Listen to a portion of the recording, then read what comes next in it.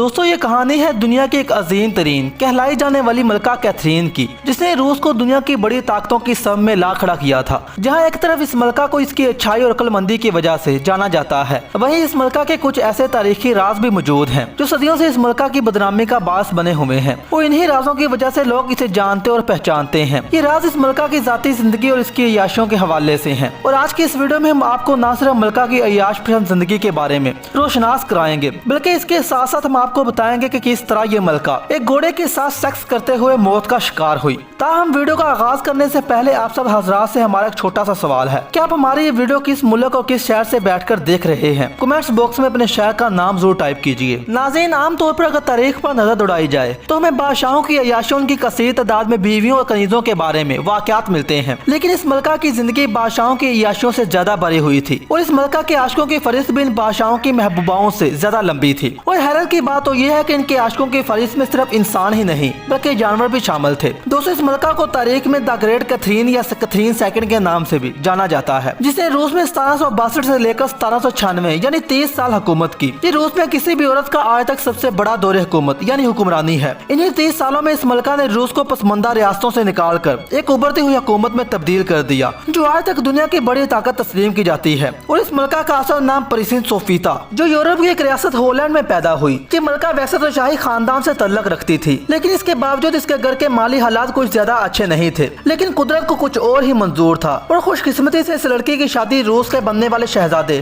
पेटलसेम से तय पा गई। ये अव्वल दर्जे का शराबी और नाअहल शख्स था। शादी के बाद परिसिन सोफीता हॉलैंड से रूस मुंतकिल हुई। वो अपने शोहर का मजहब कबूल करने के बाद उसका नाम कैथरीन रख दिया गया। इस शादी सिर्फ एक नाम की शादी थी, क्योंकि पेटलसेम को अपनी हसीनो जमील बीवी में कोई भी दिलचस्पी नहीं थी। वो बहुत अजीबो गरीब और अय्याश ज़हन का मालिक था और बादशाह बनने के बाद उसने लोगों का जीना हराम कर दिया। दूसरी तरफ कैथरीन की बात की जाए, जो उसकी बीवी थी, वो अपने आशिकों के साथ रंगरंगियों में मसरूफ रहती। उसे भी बादशाह के साथ कोई दिलचस्पी नहीं थी। और फिर इन्हीं दो आशिकों ने रूस में आला दर्जे की बगावत की और इस बादशाह का तख्त उल्ट गया और कुछ अरसे उसे कैद करने के बाद उसे कत्ल कर दिया गया। इस तरह बादशाह वक्त यानी अपने शोहर को कत्ल करवाने के बाद कैथरीन खुद ही शाही तख्त पर काबिज हो गई और रूस में अपनी हुकूमत का ऐलान कर दिया। तख्त नशीनी के बाद मलका ने रूस माशरे को यूरोप की तरह इस्तेमाल किया। हुकूमती इंतजामात के साथ साथ ये मलका अपने पूरे दौरे हुकूमत में अपनी अय्याशियों में डूबी रही। ये आए दिन नए नए आशिक बनाती, उन पर इनामो कराम मालो दौलत सब कुछ उन पर लुटा देती। यहाँ तक उसने अपने बहुत से आशिकों को मुख्तलिफ शहरों में आलीशान घर बनाकर दिए, ताकि वो जहाँ भी जाए उनकी अय्याशी का सिलसिला न रुके।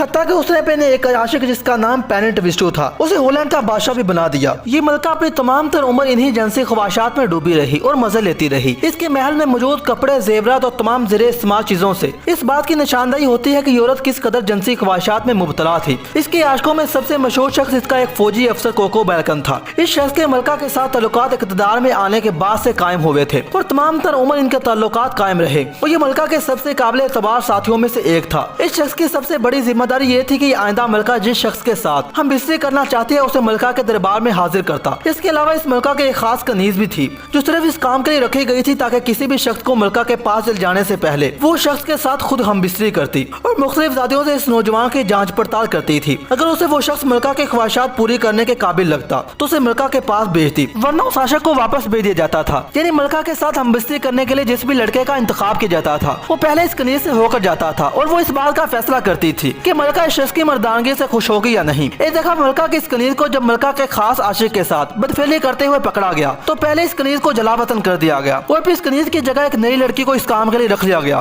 दोस्तों, ये मलका अपनी तमाम उतर उम्र इस बदफेली में मुबतला रही और बूढ़ी होने के बाद भी अपने जिस्म को हवस का निशाना बनाती रही। वो कहा जाता है कि जब वो बूढ़ी हो गई तब भी वो अपनी उम्र से 40 साल छोटी उम्र के लड़कों के साथ बदफेली करती रही, जो कि इस मलका का महबूब मशगला बनकर रह गया। इस मलका की अय्याशी सिर्फ इंसानों के साथ तक महदूद न थी, बल्कि मुख्तलिफ जानवरों, खुसूसी तौर पर घोड़ों से भी मलका के जिनसी ताल्लुकात के बारे में पता चलता है। कहा जाता है कि इसके रिश्ते घोड़ों के साथ भी कायम किए जाते थे, क्योंकि ये मलका घोड़ों के साथ भी जिनसी ताल्लुक कायम करने की कोशिश करती रहती। इस मलका की अगर मौत की बात की जाए तो मुख्तलिफ रवायात से पता चलता है कि इसकी 1796 यानी 67 साल की उम्र में एक घोड़े के साथ बदफेली करते हुए इसकी मौत वाक़या हो गई। कहा जाता है कि मलका एक घोड़े के साथ बदफेली में मसरूफ थी कि लकड़ी का फ्रेम जिसने घोड़े को संभाल रखा था अचानक टूटकर इस मलका पर गिर पड़ा। ये मलका मौका पर ही मुंह के बल गिर पड़ी और इस दुनिया से रुखसत हो गई। लेकिन कुछ लोगों का कहना है कि इस मलका की मौत दिल का दौरा पड़ने से हुई थी, लेकिन हकीकत जो भी है हम नहीं जानते। लेकिन मलका की पूरी जिंदगी को अगर देखा जाए तो अंदाजा यही लगाया जा सकता है कि मलका कैथरीन बदफेली का नशा करते करते इस दुनिया से चली गई। दोस्तों, ये औरत रूस की एक अजीम मलका थी, लेकिन لیکن اپنی غلط کاریوں کی وجہ سے اس کا انجام دردناک ہوا۔ اور اس کہانی سے ہمیں یہ سبق ملتا ہے کہ دنیا فانی ہے، ایک نہ ایک دن انسان کی روح اس جسم سے جدا ہونی ہے اور اس نے اپنی ابدی زندگی کی طرف کوچ کر جانا ہے۔ اس لیے اس دنیا میں بجائے عیاشیوں کے اگر انسان نیک کاموں میں زندگی گزارے، یقیناً اس کی آخری اور ابدی زندگی اس دنیا سے کئی زیادہ خوبصورت ہوگی۔ دوستو، یہ تھی آج کی ہماری ویڈیو،